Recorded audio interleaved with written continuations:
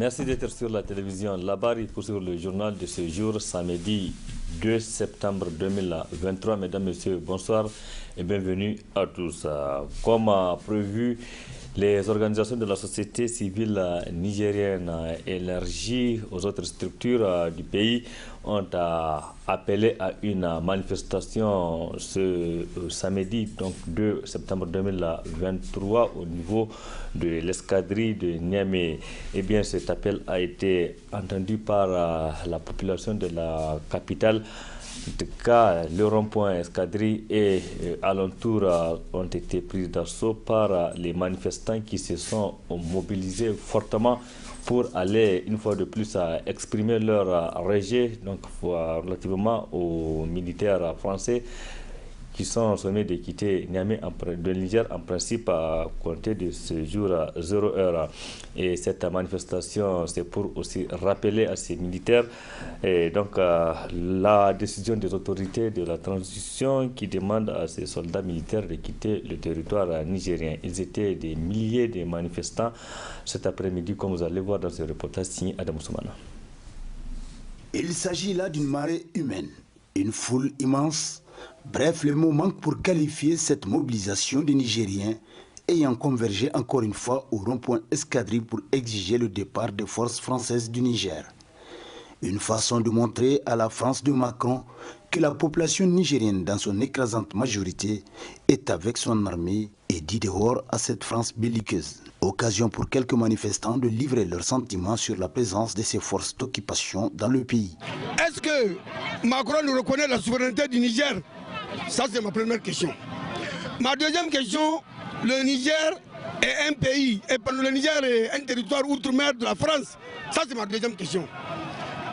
Et une fois avoir répondu à mes deux questions, si la souveraineté du Niger appartient à son peuple, ce que nous voulons, on n'a pas besoin de la France et nous mobilisons nos ressources internes pour faire face à nos propres besoins. On en a marre avec ces militaires qui sont ici.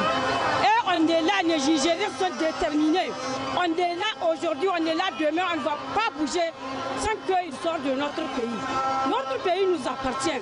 Les manifestants n'ont pas également manqué de souligner leurs attentes. On t'a dit de quitter, mais il faut quitter. Le Niger ne les appartient pas. Donc c'est pourquoi nous ne reculons pas. L'armée a fait ce qu'elle doit faire, le reste c'est la population. Vraiment, nous n'allons pas reculer d'un pas.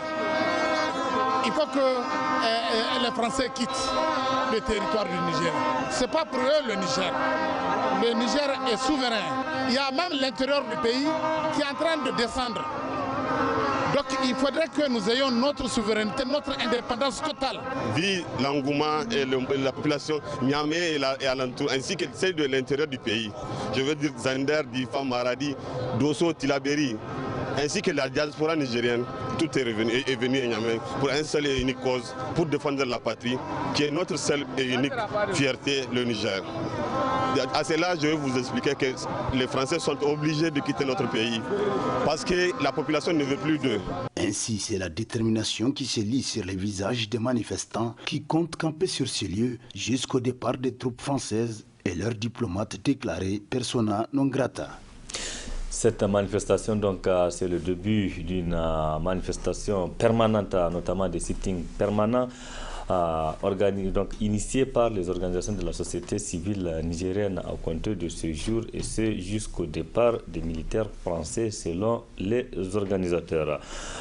Relativement toujours à ce bras de fer entre Niamey et Paris, le gouvernement nigérien a réagi officiellement à la suite des propos tenus par le président français Emmanuel Macron en fin de semaine passée devant les diplomates français. Dans son communiqué, le gouvernement du Niger a rappelé à l'ordre Emmanuel Macron. Le résumé avec Adam Soumana. Le gouvernement de la République du Niger a suivi avec consternation les propos tenus le 28 août 2023 par le président de la République française à l'occasion de son adresse aux ambassadrices et ambassadeurs de France. Ces propos constituant une ingérence supplémentaire flagrante dans les affaires intérieures du Niger, le Conseil national pour la sauvegarde de la patrie CNSP et le gouvernement tiennent à faire les observations suivantes. Premièrement, il vise à infantiliser les chefs d'État africains en agitant, sans aucune prise en compte des différences entre les contextes nationaux, la psychose d'un risque régional de contagion de putsch militaire. Il pense aussi les apeurer et instrumentaliser la CEDEAO pour les obliger à adhérer au projet néocolonialiste d'un autre âge d'invasion du Niger. Deuxièmement, ces propos visent à fabriquer une division ethnique artificielle pour opposer les Nigériens les uns des autres et créer les conditions d'un conflit interethnique, à l'instar de ce qui s'est passé dans certains pays africains et qui a été provoqué par ce genre de manipulation. Troisièmement, contrairement à la rhétorique macronienne qui consiste à dire que les militaires ont abandonné la lutte contre le terrorisme pour les privilèges du pouvoir à Niamey, nos forces de défense et de sécurité sont plus que jamais engagées à poursuivre leur lutte acharnée contre les forces terroristes, d'ailleurs soutenues par la France qui prétendait jusqu'ici nous aider dans cette lutte. Quatrièmement, ces propos visent à perpétuer à tout prix les relations patron-client, maître-sujet auxquelles le régime défunt a assujetti le Niger par rapport à la France. M. Macron n'hésite même pas à présenter les anciennes autorités à la face du monde comme des marionnettes en justifiant le soutien qu'il leur apporte pour leur engagement à l'international, surtout les agendas qui sont ceux de la France. Cet aveu prouve, si besoin est, que le régime défunt était bien au service d'agendas étrangers au détriment des intérêts du Niger. Ni les Africains, ni le peuple nigérien, ni même le peuple français ne sont dupes. Les propos de M. Macron et ses incessants efforts en faveur d'une invasion du Niger visent à perpétuer une emprise néocoloniale sur le peuple nigérien qui ne demande rien d'autre que de se décider désormais par lui-même de son destin. Ces propos, inattendus de la part d'un chef d'État, n'apportent rien à la recherche de solutions rationnelles aux différends qui nous opposent. Le CNSP et le gouvernement de la République du Niger réitèrent que ce différend ne porte ni sur les rapports entre nos deux peuples, ni sur les individus, mais sur la pertinence de la présence militaire française au Niger et l'établissement de relations respectueuses et mutuelles bénéfiques dont les autorités nigériennes, soutenues par le peuple, ont fait un principe désormais cardinal de leurs relations internationales. Fort du soutien du peuple nigérien, seul juge de leur légitimité, le Conseil national pour la sauvegarde de la patrie et le gouvernement sont résolus à s'opposer à tout paternalisme et à tout interventionnisme d'une époque à jamais révolue et entendent œuvrer pour l'établissement d'un ordre nouveau, gagnant-gagnant et respectueux de la dignité de tous les peuples et de la souveraineté de tous les États. Fait à Niamey le 1er septembre 2023. Signé le porte-parole du Conseil national pour la sauvegarde de la patrie. Merci Adam Soumana pour ces précisions. Autre aspect de cette édition, après les vacances, les étudiants de l'Université publique du Niger vont reprendre les activités le 4 septembre prochain, donc le lundi prochain, dans toutes les universités publiques du Niger. À 48 heures de la reprise des activités académiques dans les universités publiques du Niger, comment les étudiants se préparent pour reprendre le chemin des universités. Suivons donc les explications du secrétaire général de l'Union des étudiants nigériens à l'Université Abdou-Moumouni de Niamey dans ce reportage signé Sekina Gazibo et Nasser Seydou. La rentrée académique 2023-2024 dans les universités publiques, c'est pour bientôt. Ainsi, à l'Université Abdou-Moumouni, les étudiants s'activent pour cette reprise. Pour le comité exécutif de l'UNUM, tout est fait prêt pour la nouvelle rentrée qui se fera avec les nouveaux bacheliers. Cette année, il faudrait commencer par vous dire que c'est avec vraiment beaucoup d'améliorations que nous constatons se manifester les préparatifs de cette rentrée pour cette année. D'ores et déjà, nous avons eu les échanges avec les responsables académiques, avec les autorités actuelles pour voir dans quelles conditions est-ce que les étudiants vont venir reprendre les activités académiques à l'Université de Niamey. Il y a eu des rencontres avec le CRU qui se charge de la question des restaurations, des circulations des bus et toutes les conditions sont en train d'être réunies pour qu'il y ait une rentrée rentrée dans le calme, une rentrée qui puisse permettre aux étudiants d'effectuer, en tout cas de vaguer à leurs préoccupations académiques dans les conditions qu'il faut. Nous avons été voir également le rectorat. Avec lui, nous avons eu des échanges et qui nous a fait comprendre que cette année particulièrement, l'évolution académique a fait en sorte que et les étudiants de la première année et les anciens vont en tout cas aller dans le sens de faire la rentrée académique à partir du mois de septembre. Donc il y a de l'évolution, il faudrait le dire. Et une chose est sûre, c'est que les événements du 26 juillet dernier ont créé un certain amour de la patrie, un certain amour de travail que nous constatons, ça peut être un avis personnel, mais quand même toutes les autorités sont en train de se mobiliser pour que les conditions changent, pour qu'il y ait un sérieux dans le travail. Et c'est dans ce sens, nous appelons les étudiants également à créer les conditions de faire en sorte qu'il y ait ces changements, cet esprit d'aller vers l'amour de la patrie. Ce dernier n'a pas manqué de passer un message aux étudiants à l'occasion de cette rentrée. De garder le moral haut.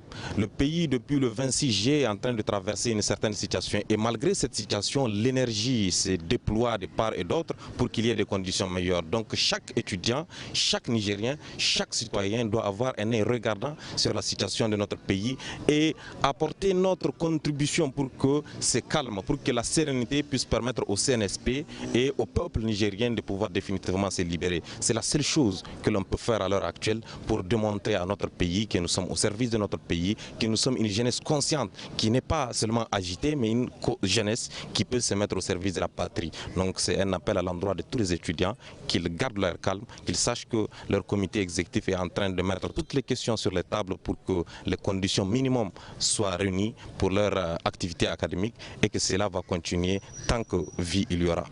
À quelques jours de la rentrée universitaire, il urge que toutes les parties prenantes conjuguent leurs efforts pour une réussite de cette rentrée et un bon déroulement de l'année académique 2023-2024. L'une des conditions créées pour permettre une bonne reprise des activités académiques dans les universités publiques du Niger, c'est bien sûr la dotation des universités du Niger en bus flambant neuf. Ces bus au nombre de 10 ont été réceptionnés ce matin par le ministre de l'Enseignement supérieur, de la Recherche et de l'Innovation technologique. C'était dans le locaux du garage administratif. Voyons tout cela avec Adam Soumana et Sadoumi. Acquis sur fonds propres par l'État nigérien, ces bus au nombre de 10 sont destinés à certaines universités publiques du pays. Ainsi, la présente cérémonie marque la réception de cet important moyen de transport des étudiants, parrainé par le ministre en charge de l'enseignement supérieur. Il y a un gros budget pour l'entretien. L'entretien, c'est une composante importante, aussi bien la maintenance préventive que la maintenance curative, donc il faut veiller à cela. La plupart des bus, dès que vous voyez les bus des crews, c'est toujours penché à gauche ou à droite, parce qu'il y a la surcharge, il y a les amortisseurs qui se cassent. Ça aussi, c'est lié au fait que les bus sont insuffisants, donc les étudiants se serrent et puis ça dépasse le poids. Donc veillez vraiment à respecter le nombre normal prévu. C'est vrai, personne ne veut attendre le deuxième tour, mais faites l'effort de ne pas casser le peu qu'on nous donne. Il y a plein de bus circales dans les différents crews, dans le peu que vous avez, gérez ça parcimonieusement et je pense que ça va aller. Outre cela, nous avons l'appurement d'une partie des arrêts de bourse, notamment la bourse du deuxième trimestre, dont le paiement est programmé à partir de la semaine prochaine. Également, pour pouvoir ravitailler les crews, une partie de la dette interne des différents crews sera apurée également la semaine prochaine. Pour le comité directeur de l'Union des scolaires nigériens, ce geste est à saluer même si beaucoup reste encore à faire. 90 bus ont été demandés. Aujourd'hui, nous assistons à la réception des 10 bus dont le ministre vient de nous faire la répartition. 4 pour l'université Abdou Diofo de Niamey, et 2 pour l'université de Tawa, 2 pour l'université de Zander et 2 pour l'université le crew de Maradi. Donc, comme nous l'avons dit, nous ne pouvons que remercier le gouvernement du Niger pour ces gestes, bien évidemment, bien qu'insuffisants autant pour moi. Et je dirais que déjà des efforts sont fournis et nous les encourageons à continuer dans ce sens-là pour que nous puissions venir à bout du problème d'amortissement et de vieillissement des bus dont le ministre vient de faire cas. Et bien évidemment, au nom du comité directeur de l'USN, nous allons continuer à sensibiliser nos camarades pour faire bon usage tel que vous l'avez demandé.